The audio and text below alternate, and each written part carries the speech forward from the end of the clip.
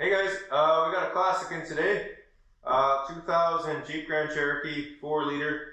The main reason why it came in is the guy wants his winch hooked up. We got a couple wires right here, or the 3 wires that go to the solenoid that controls this. And he wants his power switch hooked up. That's the main thing, and it's doing some special stuff. This, of course, like most of these Jeeps, it's got a lot of aftermarket wiring put in, so you have to kind of question some of that. This thing has hard starting, but you know what, looking around, a lot of the aftermarket wiring that's put in appears to be thought out and done half decently. So we'll keep that in mind, but that should be an interesting conclusion. I just did a quick little digging online, and it seems like some other people had this issue before, so I'm going to try and make a video of it on my day off. It wasn't really what we're tasked with doing, so you know what, I'm on my own time. We'll see what we see. Maybe we can help some people out along the way. Quick little note about this guy right here to make this a lot easier, because we just got wires. Let me show you a thing. One second. Alright, so take a look at this gnarly mess. Does that look awesome or what? Now this, I believe, was off of a PT Cruiser, the fan assembly. You know, the fans on them always die. And this is what you got. So you got your 2 relays that control it. You got this inline connector here. This goes to one of the fans. And this was one of the connectors that goes to something else. Anyways, this whole assembly here, this is attached to the fan shroud. So when you get a new part, a new fan assembly, it comes with this. This is attached to the junk part that you throw away. Now, there's good stuff on here, particularly this. I always keep an eye out anytime I can find a pair of connectors, proper good connectors, you know, with the weather seals, the whole bit, that have good solid wires. If you can see those, nice thick heavy gauges that can handle some kind of current. A lot of the aftermarket connectors you can get, you know, from Pico or wherever, they're really thin gauge wires. These are nice big thick ones. So anytime, you know, we have a junk engine, we have a junk car, wherever, if I see a harness and it's got a male and a female connector clicked together and they got nice wires, heavy gauge wires, and it's not corroded or whatever, oh, I keep them because they come in handy. And they'll come in handy for this case here. So this is what I'm going to do. These 3 wires I'm going to pull into the cab. On one end, inside the cab, right kind of by the DLC, I'm going to attach one of these connectors. That way I don't have to have this thing always dangling there by the person's feet. And then the other side, I'm going to connect to the other end of the harness for this.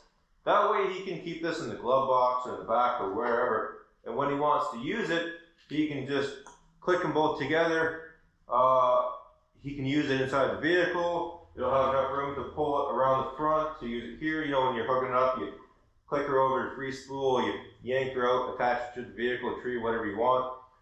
And there'll be enough room that you can sit here and go in while you're winding the thing in. And then say if you're driving and you want a little more slack, you can go out, all that sort of stuff. When you're done with it, it's not hardwired.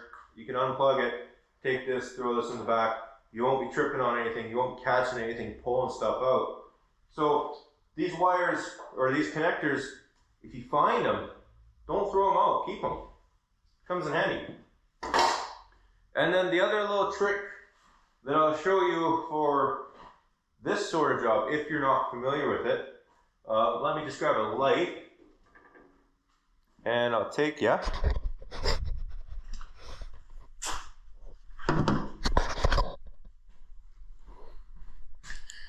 Where am I gonna take you? Where this big blue power cable is. Can you see that? Well, where that goes through the firewall, take you inside. Holy moly. Right there. Okay, so you can see the blue wire. So what we're gonna do, how do you get these 3 wires through there? Well, obviously we're gonna have to, make an extension to this. And then what we're gonna do, we're not just gonna try and shove them through that grommet. What you do is you get a roll of wire, heavy gauge wire, so it's nice and stiff. Easier to go from the inside. You push that wire through that grommet, down there, down yonder, then you can grab it here, grab the loose section. Now you got a pulling line, right? You make your extension of this, of the 3 wires, nice and long. You attach it to that pulling line, tape it up nice and good, and then you can use it to pull this whole harness through there.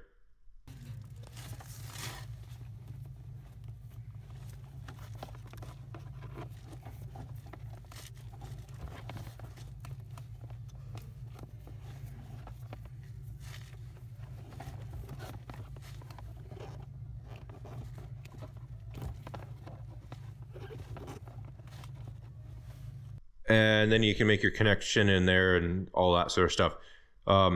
So, there is a technical term for it when you're running cables, but I can't remember. But either way, you know what?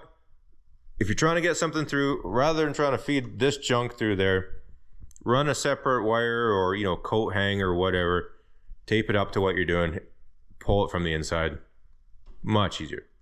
But anyways, more to the point of this story. Let me show you what this thing is doing. And if you own a Jeep, if you own one of these and you're really familiar with one of these, because a lot of these guys are real keeners and hard groups and all this stuff, I'm sure you've probably heard of this before or encountered other people that have this. I'm going to go inside. That should stay. I'm going to go inside and I'm going to put the key in the on position. Prepare you for some fine entertainment.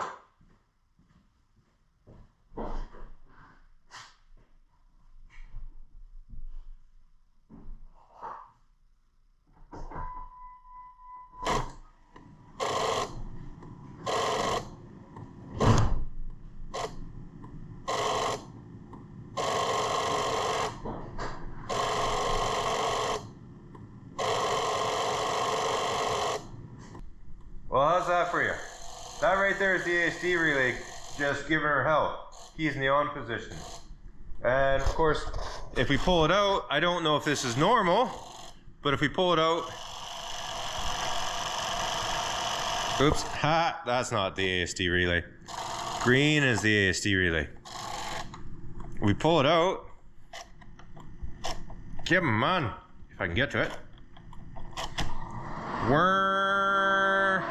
Fan starts roaring away. I sort of think maybe that's normal on these old guys.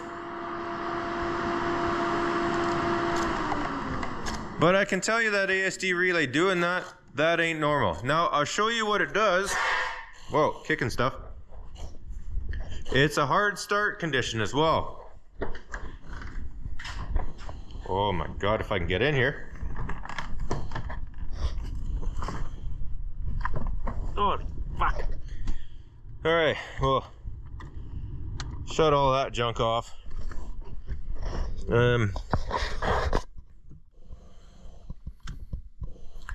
Shut off the wiper. Okay, so let's go to start it. Key off. Start. Start, stall. Start, stall. Now, if we rev the snot out of it,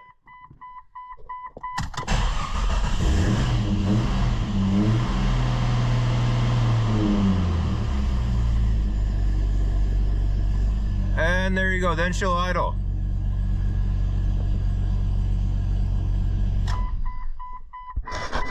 Shut that up for a second. Okay, there you have it. So it's hard starting. The ASD relay is buzzing away like crazy.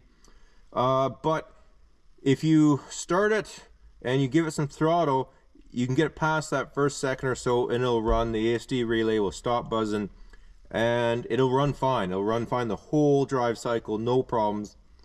But you shut it down, you go to start it again, and if you don't give it throttle, it'll die, and anytime you got the key on, it'll buzz like crazy. So apparently this is not super uncommon. A couple people mentioned a couple different things that they found, so we'll try them out. We'll see if we can come up with a quick conclusion on this. Okay, so we'll be checking codes. Of course, right now that relay is just buzzing away like crazy. It does say no bus on the odometer readout, so we'll see what that entails. I've dealt with that before on a few of these early Chryslers, but it's been a while. So we'll see what happens. We'll see if this actually connects with anything. I entered the VIN manually up to 03. Oh, good. Okay, so now, coincidentally, it shows the odometer. No longer says no bus. Okay, that's good to know. And now it's not being steady. Oh, now it's back to steady, so I wonder if that'll go back to no bus. We'll find out. Yeah. We don't care. Diagnose. Let's just do auto scan. Let's see who talks and who doesn't. Oh, yeah, we're back to no bus. So it appears that when that ASD relay out there is buzzing solid, we got no bus. And when it's only buzzing occasionally, maybe that means we have a bus. I don't know. The only thing I know about buses is that the wheels go round. On the bus. Yeah. It's taken an awful long time. Oh my. I'm wondering, yeah. I thought I saw a flicker. So I wouldn't be surprised if it doesn't communicate with the engine. Okay, so I will come back to this and we'll let you know if that connects or not. Well, isn't this lovely? I'll try and edit that out as much as I can, but I don't know. We'll see what can happen. Meanwhile, scanner's still trying to connect. I don't think it's going to be able to right now. Says no bus. Probably says that for a reason. So some people are saying that this is caused by, at least for them, a blown engine computer fuse. Well, typically they don't blow for no reason, but either way. So not all these fuses are labeled. We'll just go down them all and see what we see. Keys in the on position, as you can tell by that incessant buzzing. And we'll just go down one at a time.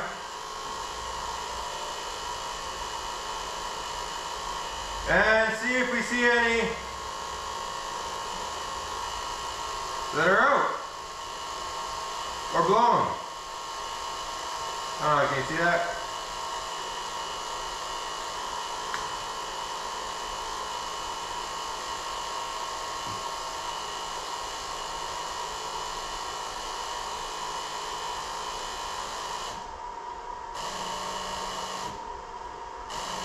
Well, that's interesting.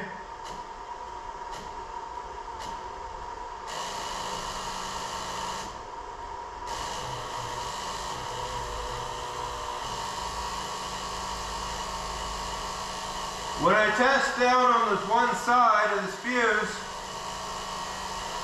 of course it's one of the ones not labeled, so that side doesn't really do anything, but I touch this side and it does that. Why? Well, I don't know. Yeah. But we'll continue down the way.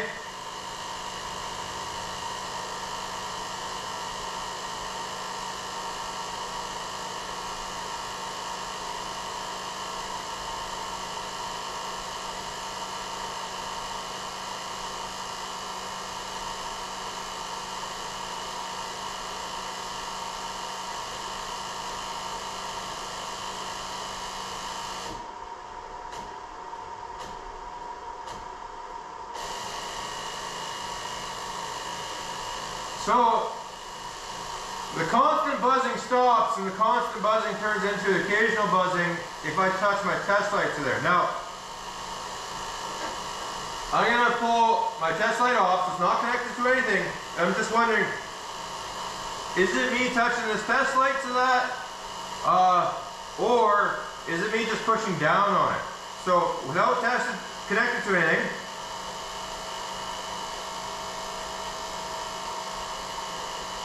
I'm mashing the ever-living snot out of this thing.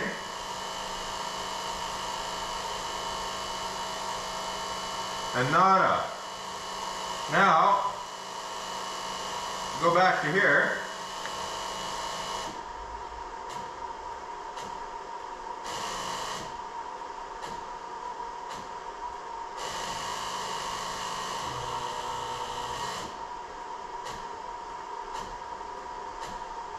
Isn't that something? Well, sometimes these fuses can be blown in just hairline cracks, and touching them can cause them to connect. Just for grins and giggles, I'm going to replace that fuse with a different one. Okay, we got our fuse pullers. And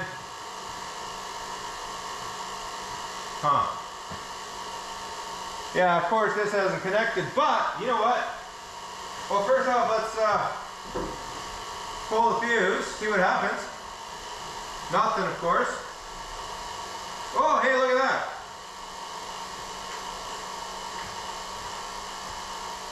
Now, I don't really know why. Hopefully you can see that.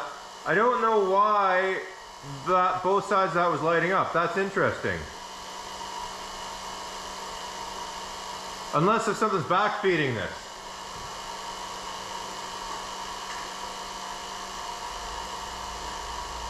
Put our fuse in there. Maybe there's truth to somebody saying the fuse. Wow! That seems to be a little bit better.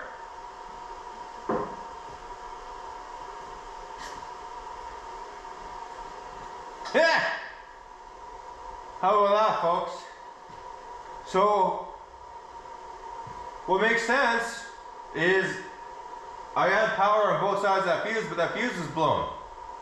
That's something special. The only thing that makes any kind of sense with that is that something was backfeeding that. That fuse is blown, but something else through electronics was backfeeding that. Now, on newer vehicles, you have diodes on everything. But some of these older vehicles, you don't have diodes, so you can get backfeeding. But probably with that backfeeding, it was through some electronics, so it's probably a poor connection and not able to power that relay enough to keep it going. And then maybe when the vehicle's running, maybe the issue was that it needed to be running long enough for the alternator to charge. So now once you're above 14 volts, that little extra voltage was now able to provide that with enough to keep it closed. Could be, but now that that's going, our key is still in the on position. So we got our scan tool. Whoa. Go to engine control module.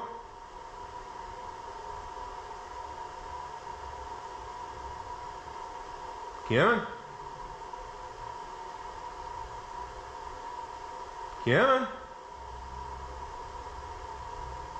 Hey, hey, hey. So, getting to this stage is a good sign. Sometimes when things can't communicate, you'll see the no comm before you get to this stage. But I don't just trust this stage. I want to go to live data.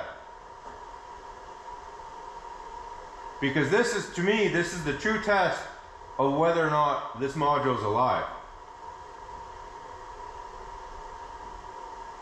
Kevin. Older vehicles, and then these autos aren't that fast. I really like the new one. They're Ultra. It's expensive though. It's like 6,500 bucks. But man, when I win my millions, I'd love to buy one of those. And look at that. We got data. So everything's communicating now. I gotta go back over here so I'm not leaning. So is it just that? Is it that simple? Now, I only did a quick perusing where people were saying this fuse. Yeah, I'll give you a shot of that fuse and I'll go look it up to see what it is. Yeah, we can communicate. The only code we got in here is a PO 700. It just means that check the tranny module. So we go in tranny, and what do we got? What do we got? I don't know, because it hasn't loaded yet. You gotta be patient sometimes. And then one other thing too on these Jeeps, there's the two hood latches, one on either side. So when you pull, hopefully you guys can see that in your frame, otherwise I'll put a picture up. So when you pull the cable release, the hood release, there's that cable that goes in the center, and then there's a latch mechanism there that pulls this rod. This rod is really flimsy, worse than a coat hanger. Those things can bend over time, they can become malleable. So then what happens is when you pull on the rod, they're so soft that they're not able to exert enough pressure on these. So, you know, if you have an issue with these, they're so flimsy. You know what, if you took it to a master welder that could weld something that fine without burning right through it, maybe you could put on a stiffening rod. But you know what, if you got one of these Jeeps, check that. Check that support rod that goes between the two latches. If you feel yours getting soft, replace that before that becomes a problem, otherwise you're going to have a hard time getting your hood open.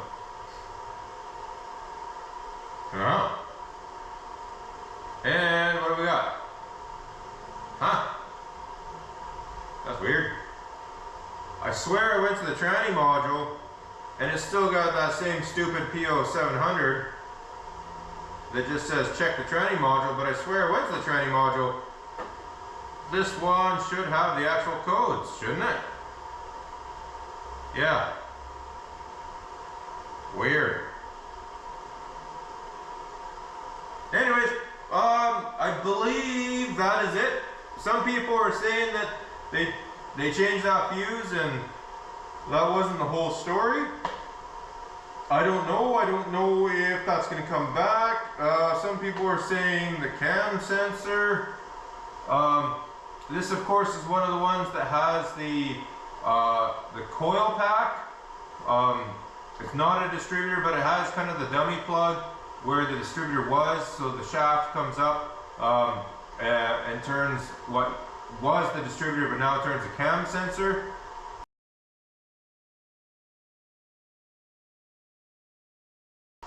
Those, you know, they have all kinds of problems, not just the actual sensor part, but the shaft part too can wear down. Whenever I change those, I recommend people to change the whole thing. It's a little more money, but it's worth it. They can cause all kinds of leaks. But for right now, I don't know, everything seems to be good. And yeah, sure enough, I get that same P0700 in both engine computer and transmission computer. But either way, we're not concerned about that.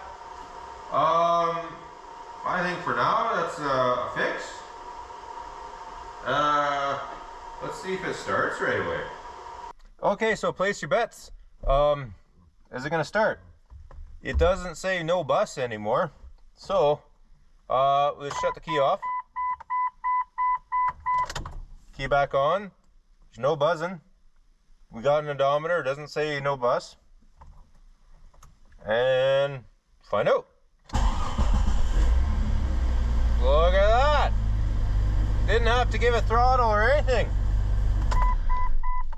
Yeah. Well, sometimes you can fix things without a whole ton of effort or parts. That's sure a lot better than throwing a cam sensor in there or throwing one of those fuse boxes in there.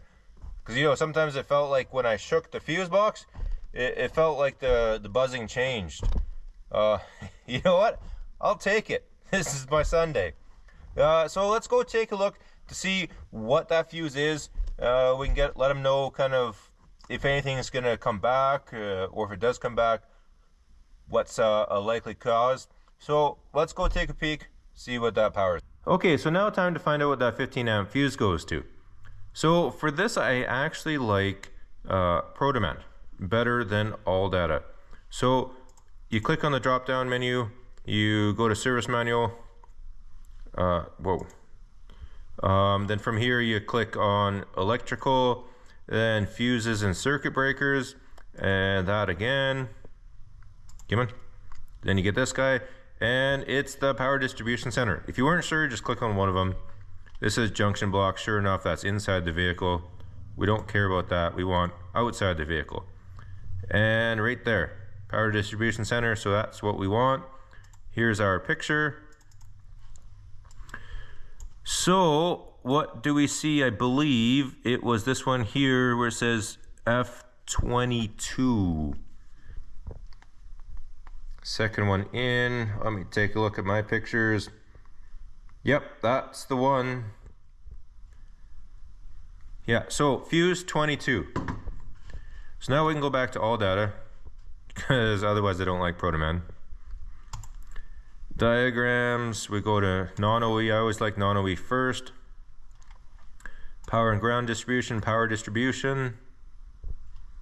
We're looking for fuse 22. Okay, we'll make it a little bit bigger so we can see. And fuse 22 is a 15 amp. Make sure that we are, in fact, yeah, power distribution center. That's junction block. We don't want junction block, we want power distribution center. Power distribution center, we want fuse 22. So fuse 22 is right here. That goes to our fuel pump relay. And it also goes to our powertrain control module and yeah, our fuel pump. So that fuse is blown. So what has to happen is this powertrain control module, something inside the PCM is back feeding that. And that's why it's running like a bag of crap. And maybe you just need to rev the snot out of it to get that alternator to put out that extra voltage, to allow that backfed voltage to actually be high enough to run the relay and run everything else. That's something. So now we know what it is, and then if that pops again, we'll have to take a peek to see, you know, maybe it's a computer. I'd have to guess it's probably not the fuel pump. It's not too often you find a fuel pump that will blow a fuse. It could be the power distribution box itself. You know, if that pops again, there's a few things we could do. What we could do is we could pull out the fuse there. We can put a amp clamp around it. You know, put a little fuse buddy in there. Then we can put an amp clamp around there and kind of take a look at the current that's going through there. But I would have to guess that it's an intermittent issue. It might be the sort of thing that maybe the computer needs to get hot for something to break down inside of it for it to overcurrent. I would say, you know, right now it's probably not drawing that much current, but we'll just hope that, yeah, we'll hope maybe it's metal fatigue in the fuse. Yeah, right.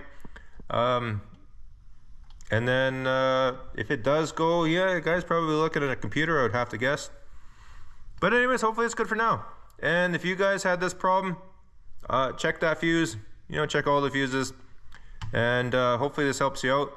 If you guys had this problem, you know, leave a comment down below. Let me know what you ran into. Did you find a fix? Did you replace that fuse? Did it blow again? What was your overall fix? I don't know when we'll see this again. So yeah, hopefully this helps someone out. And thanks for watching. We'll catch you on the next one. Bye for now.